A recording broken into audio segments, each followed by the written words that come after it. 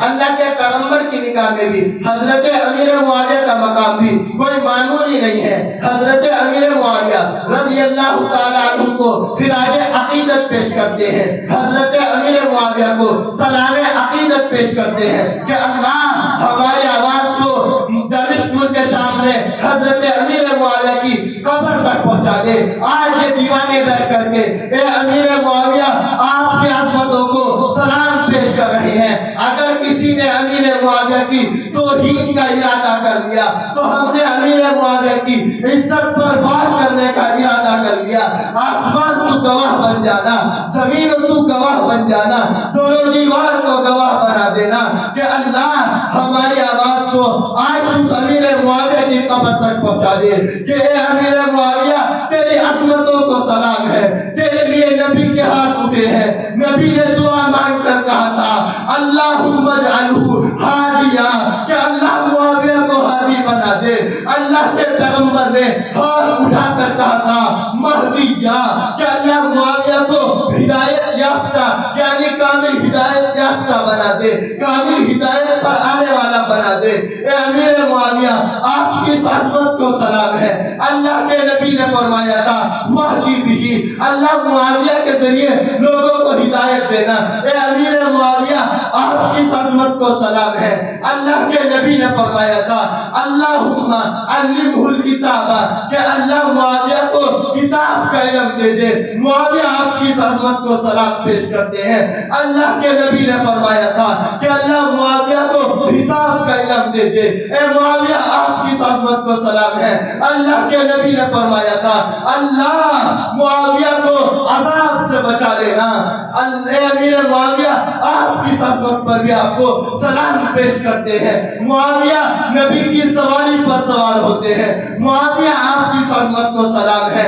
اللہ کے نبی پوچھتے ہیں معاویہ آپ کے جسم کا کون سا حصہ میرے جسم سے لگ رہا ہے؟ معاویہ فرماتے ہیں میرا پیٹ آپ کے جسم سے لگ رہا ہے۔ اللہ کے پیغمبر کا وہ ہاتھ جو کبھی چاند کی طرف اٹھتا ہے تو چاند کے 2 ٹکڑے ہو جاتے ہیں۔ اللہ کے نبی کا وہ ہاتھ جو سورج کی طرف اٹھتا ہے سورج پلٹ کے آ جاتا ہے۔ یہ ہاتھ اٹھ گئے، اللہ معاویہ کے پیٹ کو علم سے بھر دے۔ امیر معاویہ آپ کی اس عظمت کو سلام ہے۔ معاویہ آپ نے قرآن لکھا، آپ کی اس عظمت کو سلام ہے۔ ایک مرتبہ حضرت جبرائیل آسمان سے تشریف لے آئے اور تشریف لا کر کہا اے اللہ کے پیغمبر معاویہ کو میرا سلام کہہ دیجئے۔ معاویہ آپ کی اس عظمت پر آپ کو سلام ہے۔ ایک مرتبہ اللہ کا حضرت جبرائیل آئے، آ کر کے فرمایا کہ اے اللہ کے پیغمبر معاویہ اللہ کی وحی لکھنے میں امانت دار ہے۔ معاویہ اور جبرائیل اپنی طرف سے کوئی بات نہیں کہتا، اللہ کا حکم لے کر کے آتا ہے۔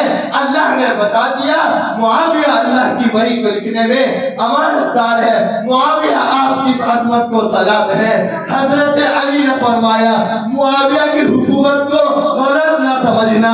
حضرت علی نے فرمایا معاویہ کی حکومت کو ناپسند نہ کرنا۔ اگر تم نے معاویہ کی حکومت کو ناپسند کیا تو تم لوگ اپنے سروں کو ایسے اجڑتے ہوئے دیکھو گے، کٹتے ہوئے دیکھو گے جیسے حنظل کے طرف سے ایک کڑوے طرف سے اس کے پھل گرتے ہیں، یعنی تم لوگ متحد نہیں رہ سکو گے۔ اے حضرت امیر معاویہ آپ کی عظمت کو سلام ہے۔ ماں عائشہ فرماتی ہے، طیبہ عائشہ فرماتی ہے، نبی کی بیوی عائشہ فرماتی ہے، جس کا قرآن میں طہارت کا ذکر ہے، وہ عائشہ فرماتی ہے کہ اے اللہ میری عمر تو معاویہ کو لگا دے کہ معاویہ جیسے فتنوں کا مقابلہ کر رہے ہیں، شاید کوئی معاویہ کے بغیر اگر ہوگا وہ فتنوں کا مقابلہ نہ کر سکے۔ ماں عائشہ نے فرمایا اللہ میری عمر تو معاویہ کو لگا دے۔ معاویہ آپ کی عظمت پر آپ کو سلام ہے۔ اللہ کے نبی نے فرمایا میری امت کی ایک جماعت سمندروں پر جہاد کرے گی، میری امت کی جماعت سمندروں میں اللہ کے دین کی دعوت لے کر جائے گی، اس جماعت پر رب نے جنت کو واجب کر دیا۔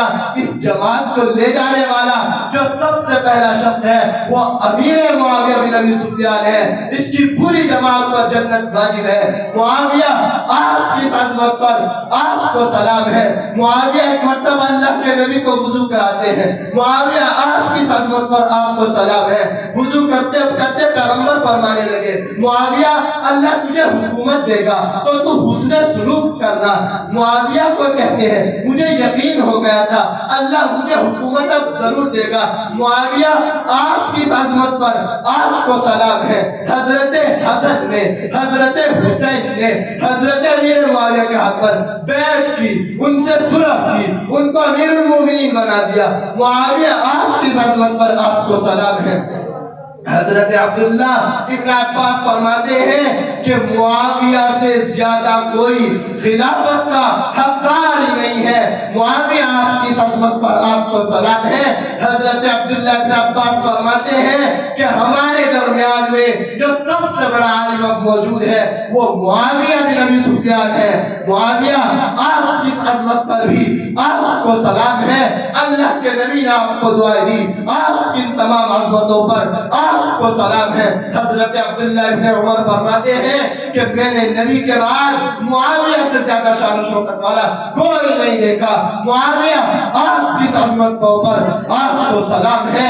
حضرت امیر معاویہ رضی اللہ تعالیٰ عنہ کی عزت، ان کی عظمت جب تک ہمارے درمیان میں محفوظ رہے گی، یاد رکھیے پھر اللہ کے قرآن کی بھی وہی بات رہے گی۔ اگر نعوذ باللہ لکھنے والے کمزور ہو گئے تو یاد رکھیے پھر کوئی بعید نہیں ہے، پھر لوگ کس منہ سے اٹھ کر کے کہیں گے کہ یہ قرآن کو لکھا ہوا امیر معاویہ کا ہے۔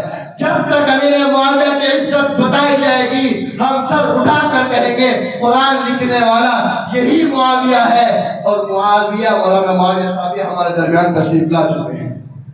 جب تک حضرت معاویہ کی عزت کے ڈنکے بجیں گے ہم اس وقت سر اٹھا کر کے کہتے رہیں گے کہ قرآن لکھنے والا معاویہ ہے۔ اگر نعوذ باللہ حضرت معاویہ کی عزت ہم محفوظ نہ رکھ سکے، ان کی عظمت ہم محفوظ نہ رکھ سکے تو یاد رکھیے گا پھر آپ لوگوں کے سامنے اس طرح سے سر اٹھا کر نہیں کہہ سکو گے، کیونکہ اس قرآن کے لکھنے والے تو حضرت سیدنا امیر معاویہ بن ابی سفیان رضی اللہ تعالیٰ عنہ ہے۔ اسی طرح آخری بات کہہ کر اپنی بات ختم کرتا ہوں۔ کچھ لوگ کہنے لگے کہ نعوذ باللہ امیر معاویہ کی حکومت نعوذ باللہ درست نہیں تھی۔ کوئی کہنے لگا کہ نعوذ باللہ امیر معاویہ کے دل میں حکومت کی لالچ تھی، نعوذ باللہ۔ کوئی کہتا ہے کہ نعوذ باللہ امیر معاویہ حکومت پر درست نہیں آئے۔ میرے عزیز دوستو، حضرت امیر معاویہ کے بارے میں یہ بات دل کی تختی پر لکھ کر لے جانا، حضرت معاویہ خود سے حکمران نہیں بنے، حضرت معاویہ خود سے امیر المومنین نہیں بنے۔ حضرت امیر معاویہ تو ابھی تک امیر شام تھے جب حضرت حسن نے حضرت معاویہ کے ہاتھ پر بیعت کر لی، حضرت حسین نے حضرت معاویہ کے ہاتھ پر بیعت کر لی، اب وہ امیر المومنین بن گئے۔ تو امیر المومنین تو معاویہ کو بنانے والے حسن اور حسین ہیں۔ اگر نعوذ باللہ کسی حضرت امیر معاویہ رضی اللہ تعالیٰ عنہ کی حکومت کو اگر کہا جائے گا تو پہلے عزت پر حق حکومت بنانے والوں پر آئے گا، امیر معاویہ کو امیر بنانے والوں پر آئے گا، اور وہ بولتے ہیں حضرت حسن اور حضرت حسین رضی اللہ تعالیٰ عنہ۔ اسی طرح جب ان لوگوں نے یہ عہد کر لیا، انہوں نے بیعت کر لی، یہ نہیں اٹھے، یہ نہیں نکلے، انہوں نے کوئی جملہ نہیں کہا، تو آج کے کسی گلی کے کیڑے کو کس نے اجازت دی ہے وہ امیر معاویہ کی عزت پر بات ہے؟ نعوذ باللہ من ذالک۔ یہ لوگ کہتے ہیں کہ نعوذ باللہ حسن و حسین ڈر گئے تھے۔ حسن کوئی ایسے ہیں ڈرنے والے ہیں، حسین کوئی ڈرنے والے ہیں؟ ارے حسین نے تو بہادری علی کی گود سے سیکھی ہے، حسن نے تو بہادری علی کی گود سے سیکھی ہے، انہوں نے تو لعاب دہن میرے نبی کا چاٹا ہے، انہوں نے تو زبان میرے نبی کی چوسی ہے۔ یہ ڈر جائے؟ ہرگز ایسا نہیں ہو سکتا۔ یاد رکھیے حضرت معاویہ کی حکومت اور حضرت معاویہ کا مقام بالکل جا بجا تھا، اسی لیے یہ شہزادوں نے بیعت کی اور کبھی ان کے خلاف کوئی جملہ نہیں کہا۔ اگر نعوذ باللہ حضرت معاویہ کی حکومت میں کوئی کا ایک کام بھی شریعت کے خلاف ہو جاتا، حسن نکلتے یا نہیں نکلتے؟ ضرور نکلتے، حسین ضرور نکلتے۔ حسین کا اور حسن کا معاویہ کے خلاف نہ نکلنا بتاتا ہے معاویہ کی حکومت شریعت کے بالکل مطابق تھی، اور حسین کا کربلا کے میدان میں کٹ جانا بتاتا ہے اگر کوئی کام شریعت کے خلاف آئے گا حسین گھر میں نہیں بیٹھ سکتا، حسین جان دے سکتا ہے مگر گھر میں نہیں بیٹھ سکتا۔ اب پتہ چلا جب یہ لوگ امیر معاویہ رضی اللہ تعالیٰ عنہ کے ساتھ ہیں، ان کی حکومت بالکل شریعت کے مطابق تھی، فیصلے بالکل شریعت کے مطابق تھے۔ ایک مرتبہ کچھ صحابہ کرام حضرت امیر معاویہ کے دربار میں آئے، اور دربار میں آتے ہیں تو فرمانے لگے کہ منظر بڑا عجیب دیکھا۔ کیا منظر تھا؟ ایک طرف تخت پر حضرت امیر معاویہ کے دائیں جانب حضرت علی کے بھائی حضرت عقیل بیٹھے ہوئے ہیں، اور بائیں جانب حضرت حسن رضی اللہ تعالیٰ عنہ بیٹھے۔ یہ شہزادے حضرت معاویہ کے ساتھ رہتے ہیں، یہ شہزادے حضرت معاویہ سے ہدایت لیتے ہیں۔ اب سوچئے کتنا بڑا مقام، کتنی بلند والے مرتبہ، کتنا بلند مقام اس شخصیت کا ہوگا۔ یاد رکھیے گا جو شخص بھی صحابہ کا بغض دل میں رکھے گا، اللہ کے پیغمبر نے فرمایا وَمَنْ أَبْغَضَهُمْ فَبِبُغْضِهِ أَبْغَضَهُمْ، کہ جو ان صحابہ سے بغض رکھے گا اس کے دل میں حقیقتاً میرا بغض ہوگا، میرے بغض کی وجہ سے وہ صحابہ سے بغض رکھے گا، کیونکہ صحابہ دین کے چوکیدار ہیں۔ جب تک ان کی عزت محفوظ رہے گی سارا دین محفوظ رہے گا، ورنہ دین کی ایک حق بھی محفوظ نہیں رہ سکتا۔ وآخر دعوانا الحمدللہ رب العالمین۔ ماشاءاللہ ہمارے جناب خلیفہ ذیشان صاحب نے مولوی محمد مدثر صاحب کو 500 روپے انعام میں دیے ہیں۔ لو بھائی ماشاءاللہ الحمدللہ۔ آج کا یہ عظیم الشان پروگرام عظمت صحابہ